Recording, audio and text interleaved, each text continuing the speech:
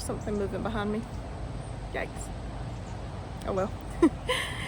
Good afternoon. Welcome to Cross the Ditch NC. My name is Laura and I'm so glad you're here today. Today we're going to talk about basil. We're going to talk about growing it, propagating it, harvesting it, and preserving it. I absolutely love basil. I love to cook with it fresh. I love to put it in my salads, and I also like to preserve it for use during the winter time. I hope you will stick around and learn a little bit more about basil. All right, let's talk about basil. That stuff right there. I love basil. I know I said it a while ago, but I really, really do love basil. And the great thing about basil, it has many uses in the kitchen as far as cooking fresh, putting in salads. You can make pesto with it. You can dry it and preserve it for the winter time or any time of the year really. But basil is incredibly easy to grow. You can buy seed, plant the seed, grow it like that, or you can buy a plant that has already been started for you. And another great thing about basil is you can grow it anywhere. Basil, I have it planted in my raised bed garden. I also have some in hanging baskets as well as nursery pots sitting in my patio. So basil is one of those herbs that it doesn't matter where you live at, whether you live in the country or the city. And if you live in the city, you know, if you have a little bit of yard like we do, or if you don't have any yard at all, you just have, you know, a stoop, some steps, or a balcony, you can grow basil. You just need a nursery pot big enough. I recommend one that's, you know, 8 to 12 inches, and, you know, put it in there. Like I said before, give it some water and some sunshine, and you'll have fresh basil before you know it. Basil is predominantly a warm weather plant. It can grow all year. However, if you want to keep basil for the winter time, you will need to bring it inside because it does not like to get cold. It does not like to get frost on it. So you will need to bring it inside in a pot if you plan to keep it in your house during the winter time, or try to grow some during the winter time. So as far as growing basil, like I said, you can buy some seeds from you know, your local big box store, or you can order them online from a reputable nursery or a seed company online. You can also buy basil starts. Once again, you can buy those from a big box company, or you can buy it from your local nursery. I always love shopping local, so I always tell folks, you know, go to your farmer's market, try to find, you know, local farmers, people in the area that grow plants, and buy plants from them. Basil is pretty easy to grow. It's not very hands-on. You just give it some water and some sunshine. You may need to fertilize it every once in a while, but other than that, you just leave it to grow. When it starts getting big, you can start harvesting the leaves. You may want to prune it every once in a while so it won't grow quite so tall. It'll grow more like a bush instead of growing up. Aside from occasional pruning, the only other maintenance that you need to do is if you notice buds and flowers starting to form on the plant, you're going to want to pick those off, because that is the plant trying to grow seed. Gnats again, ugh. That is the plant trying to grow the flowers to form seed so it can reproduce. And when it starts to do that, it can change the taste of the basil leaves. So you want to just pick those flowers off to keep your basil healthy and growing, and to keep it from going to seed. All right, so here I have 3 basil plants that I started from seed back in March. There's a pepper plant there too, just ignore it for right now. But these are my 3 basil plants. I harvest these plants at least once a week, and I dry the leaves. Sometimes I make pesto, but for the most part I dry the leaves because I use a lot of dried basil when cooking. And then if I'm making a salad, or I'm making a pasta dish, or even with omelets, I will come out and pluck a few leaves off of it and cook it fresh. But like I mentioned a while ago, when you start noticing flowers and buds forming on your basil, that is your plant trying to reproduce. So it is going to seed, it's shooting off those flowers so they can bloom and then start to dry, and then you'll have basil seed from there. However, you don't want that to happen. What you want to do is come in and pluck those flowers off. That's all you have to do. Or if you notice a bud forming like that right there, just go in and pluck it off. Because if you don't and you allow the flowers to continue to grow and the plant to continue to go to seed, then you're going to notice a change in the flavor of your basil leaves when you're eating them. There are several types of basil. This is just your standard sweet basil that I grow, but there are several different varieties of basil that you can choose from. Next year I hope to grow some different varieties and give them a good try. There you go. Now these little flowers are edible, or you can compost them, or you can throw them to your chickens for a nice little fresh treat. Harvesting basil is pretty simple. You just come in and you cut the plant. I'll try to get it where you can see it. You just come in and you can cut the plant right where it branches off, and I'll show you up close here in just a minute.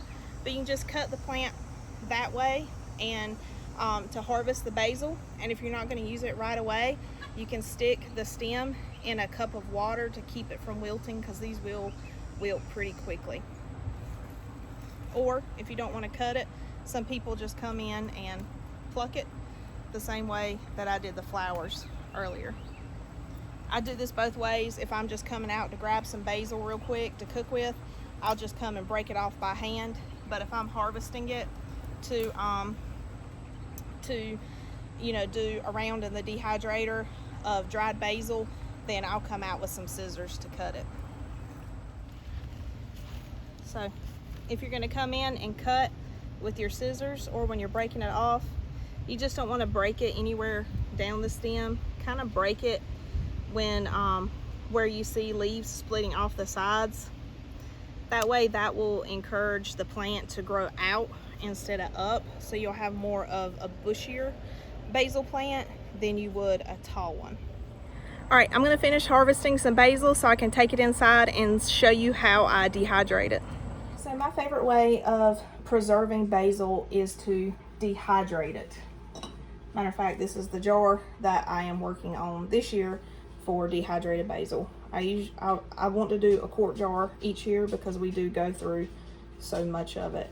So I'm gonna keep adding to this jar until my basil essentially freezes when the frost hits. So once you get your basil inside, you don't want to lollygag around any because it will wilt rather quickly. So when you get it inside, you want to break the leaves off of the stem. Pretty self-explanatory. You just break the leaves off of the thicker stem, so you're left with just your basil leaves. Throw them in a bowl. That way you can rinse them off here in a little bit, give them a good wash, and prepare to dehydrate them. There are several different ways that you can preserve basil. Some people mix it into butter and put it in the freezer to freeze as like a herbed butter. Some people preserve it by freezing it with olive oil. They'll freeze it as well when they do it that way. I made pesto a few weeks ago and froze the pesto mix into ice cube trays. So throughout the year when we want some pesto, I can just de-thaw it a little bit and mix it in with the pasta, or use it to marinate chicken with, or to coat my chicken with when cooking. But my favorite way is to dehydrate the basil and use it that way, use it dried, because I can mix it into anything. When I cook with it fresh, I mix it with pasta sauce. I mix it in salads. I really love to mix it in with some tomatoes and make a really tasty fresh omelet. But today we are going to dehydrate our basil. Like I said in my cayenne pepper video, if you don't have a dehydrator, that's okay. You can actually dehydrate basil in your oven. You have to do it at a very low temperature for a few hours to allow it to fully dry out. And you don't want to use a high temperature because it can cause your basil leaves to turn like a weird is the wrong word, but like a brownish color. It's not burning it, it's just a reaction that the leaves have to the heat. But I'm just going to keep breaking off my leaves here until I have all of my stems stripped of leaves. And as I'm breaking them off, I'm also checking them for any type of disease or insect damage, because I don't want to preserve those. So if they have any spots on them or if they have holes eaten into them, I'm not going to save those for my dried basil.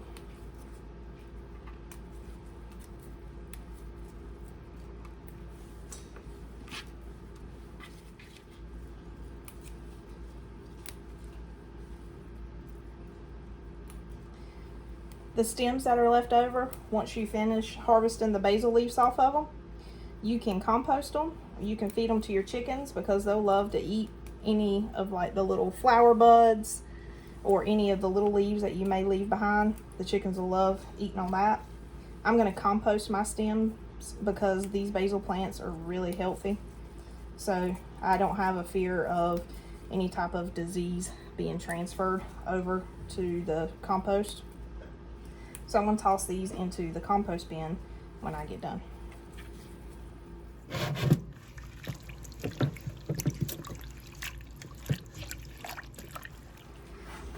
Alright, so once you have your basil leaves washed really well, you want to make sure they are dried off. You do not want to put them in the oven or in the dehydrator with excessive moisture. So it can actually cause the leaves and stuff to turn that brownish color. So what I do is I take some of my leaves and I spread them out on the paper towel like this.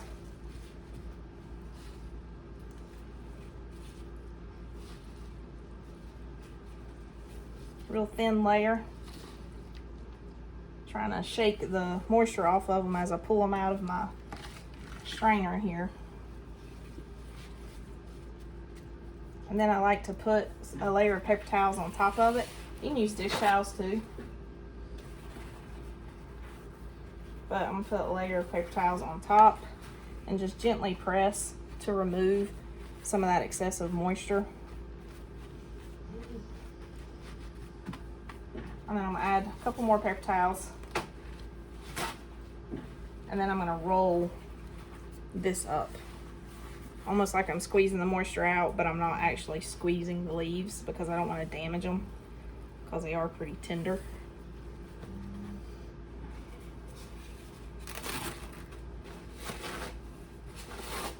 And I'm out of paper towels. Just give them a good squeeze to try to get any excess moisture out of them. And then I'm going to unroll my paper towel and begin placing the basil leaves onto the dehydrator trays.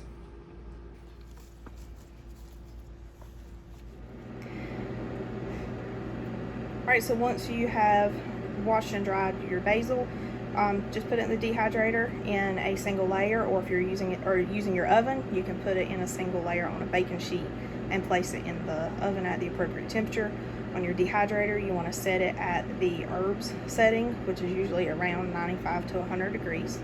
And then you want to let it dry for a couple of hours. It really does not take long at all for basil. Most of the time mine is done in about an hour and a half, so I can do several batches of basil in a single day. And the way that you know that your basil is dry is it will be crisp and will crumble in your hands when you go to pick it up. Alright, so when you finish dehydrating the basil leaves, they should look a little something like this. They should be kind of curled up, crunchy, and easily crushed with your fingers. You can leave them whole once they've dried and put them in a jar in a cool, dry place in your cabinet, or you can crush them up. That is what I prefer to do. You can use a grinder to do that, but I find it just as easy to use my fingers. So all I do is take a few of the basil leaves and literally crush the leaves with the tips of my fingers. Do it a couple times just to make sure the bigger chunks that fell through get crumbled up as well. And I just repeat that process until all of my leaves are ground up.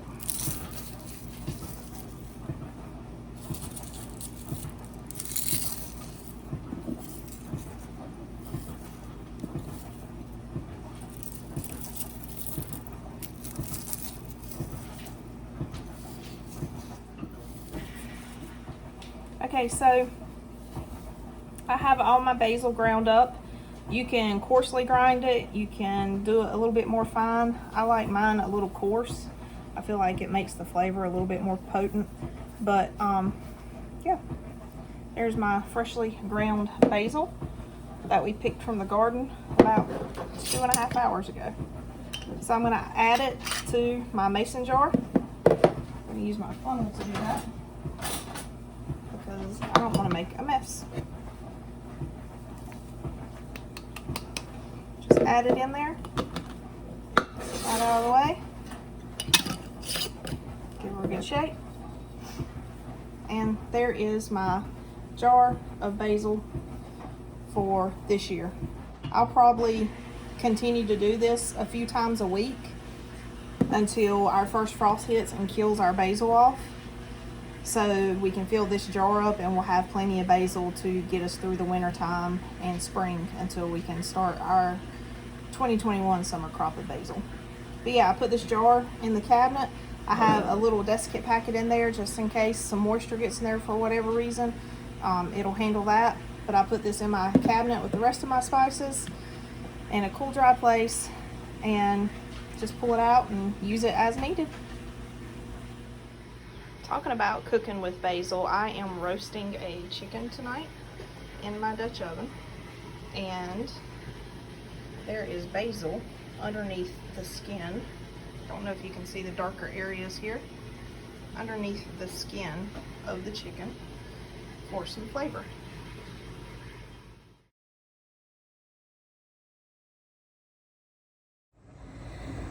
Alright, so as you're growing your basil, you may see, I would like some more basil plants, but you feel like it might be a little bit too late to start something from seed.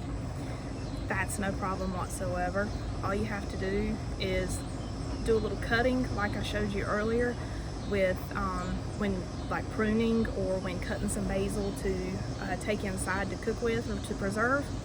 But instead of pulling the leaves off the stem, you'll leave everything intact and put it in a cup of water in the windowsill. Leave it there for a week or two and you will notice little roots growing off the end of the basil. So then all you have to do is put this in a little bit of dirt and water it, give it sunshine, and watch more basil grow.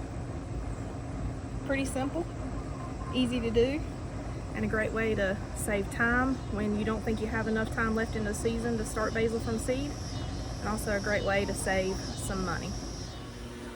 So preserving your basil is easy, growing basil is easy. You should definitely give it a try.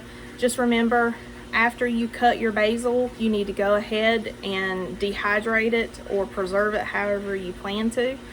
And as you are pulling the leaves off the stems, make sure you toss any pieces that have insect damage or any type of disease or damage to it.